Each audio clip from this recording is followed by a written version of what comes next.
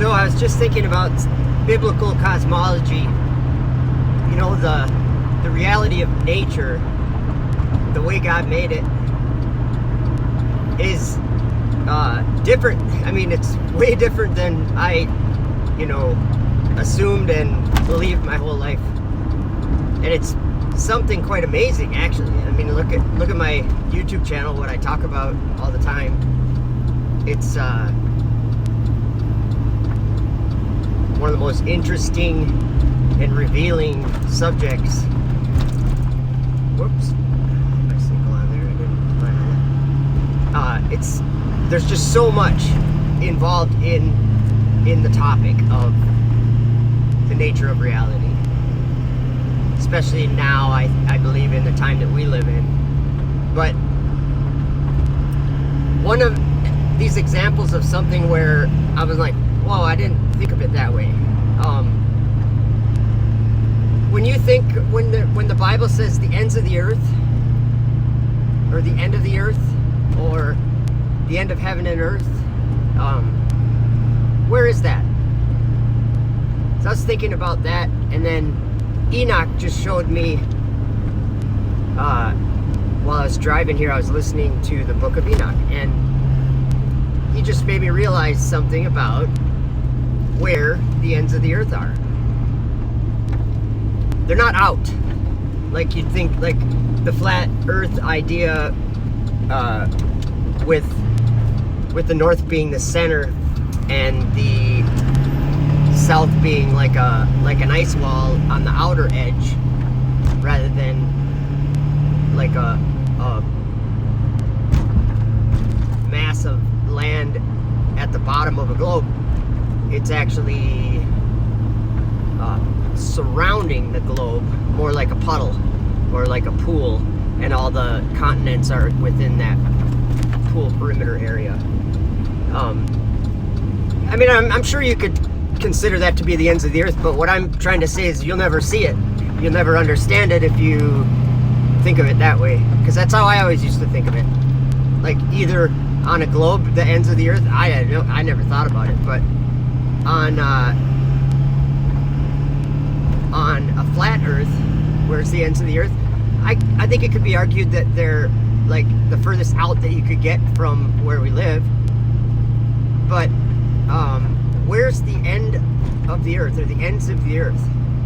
Maybe there's two. Maybe there's the end of the earth that's like that, like I'm describing, outwards, like, towards, if you're on a flat map, towards the south in every direction, or I mean from anywhere towards the south. But it's in the sky also, because it's referred to the end of heaven and earth. Well, where does heaven begin and where does earth begin, or where does heaven end and where does earth end?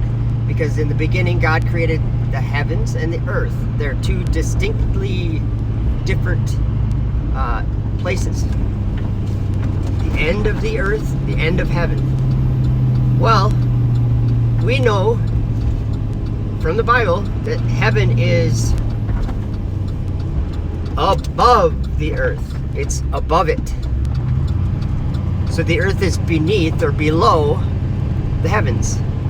So you have the earth where we live, and from our perspective where we live, if we look upwards towards the sky, that's considered to be heaven.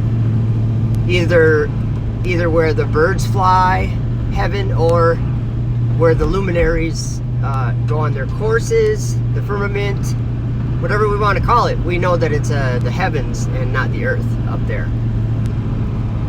So where's the end of heaven and earth? It's in the sky, where people what people describe to be the Kármán line. That's what I'm guessing is probably the end of heaven and earth, because the way that it seems Enoch describes the earth, and the difference because the difference between the earth and the heavens, in chapter 18 of Enoch, he says he sees the treasuries of all the winds, and he saw the winds of heaven, which turn and bring the circumference of the sun and the stars, the sun and the stars to their setting. I'm sorry, I lost my train of thought because I gotta park here real quick. Oh boy, I lost it here. Oh yeah, chapter 18. He said he saw the winds on the earth carrying the clouds, and he saw the winds of heaven turning and bringing the sun and the moon to their setting or whatever, and the stars. So the earth has air or winds, and the heaven also has winds, but it's a different kind of winds. It's actually waters, dark waters. So when they go to space, they're going sideways. They're not going into the heavens. They're going into outer darkness. So that would be that would be at the end of heaven and earth, would be outer darkness. It's part of the heavenly realm, but it's the very bottom part. That's my understanding. So yeah, in right at the beginning of the book of Enoch, he says up to the end of the earth, or something like that. I can't remember exactly, but it's in like the first few verses in Enoch, or maybe the first 2 chapters or something. So check it out. He says up to the end of the earth, I think is what he says. Anyway, have a good one.